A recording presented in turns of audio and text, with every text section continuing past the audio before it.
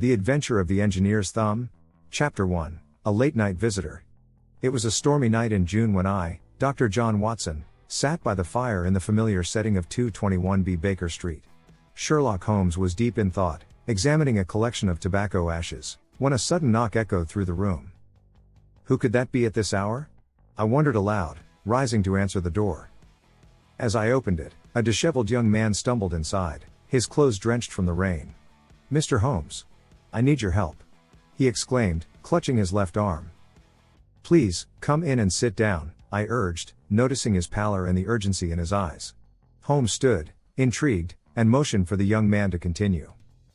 "My name is Victor Hatherley," he said, his voice trembling. "I am a hydraulic engineer, and I have just escaped a grave danger." Chapter 2. The Strange Job Offer. As Victor settled into a chair, he began recounting his harrowing tale. "I was approached by a man named Colonel Lysander Stark, who offered me a lucrative job. He wanted me to repair a hydraulic press at his estate, and the pay was far too good to refuse." "What made you suspicious of this man?"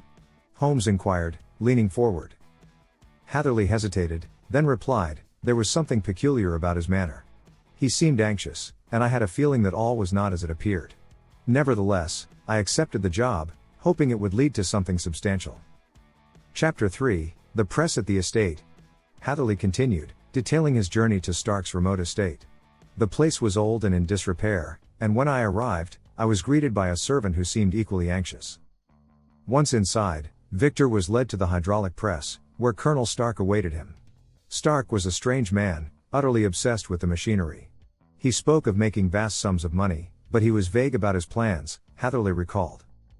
Holmes's interest was piqued. "And what happened next?" Chapter 4. A Dangerous Encounter.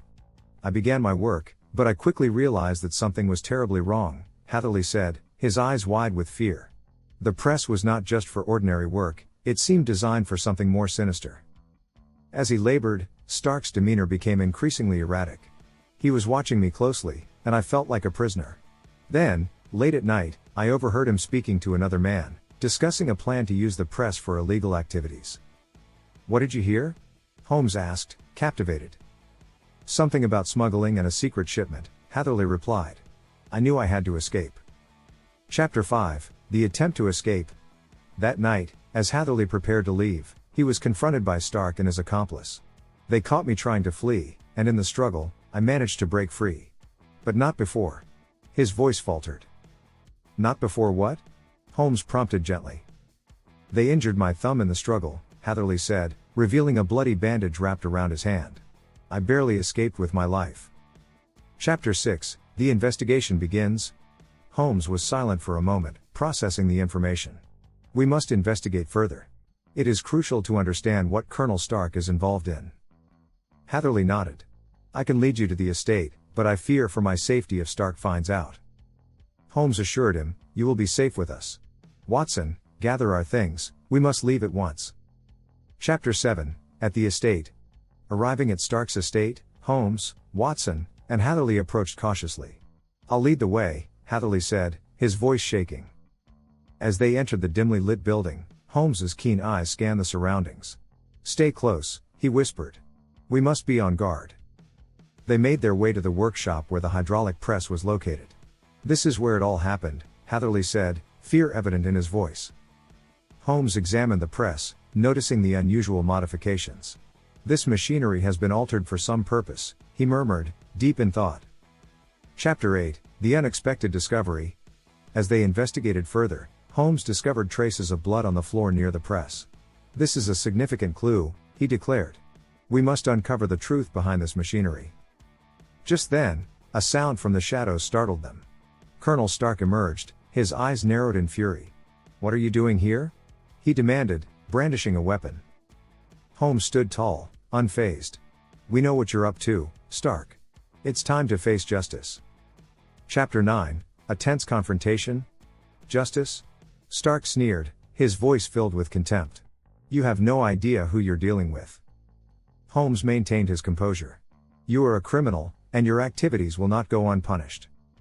A struggle ensued as Stark lunged at them. Watson and Hatherley fought back, and together they managed to subdue the furious man. Stark fell to the ground, defeated. Chapter 10. The aftermath. With stark apprehended, Holmes contacted the authorities. "Your days of smuggling and deceit are over," he told the defeated man.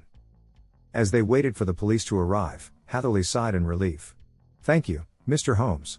I don't know what would have happened if you hadn't come." Holmes smiled faintly. "It was a team effort. You showed great bravery, Hatherley." Chapter 11, Reflections on the Case.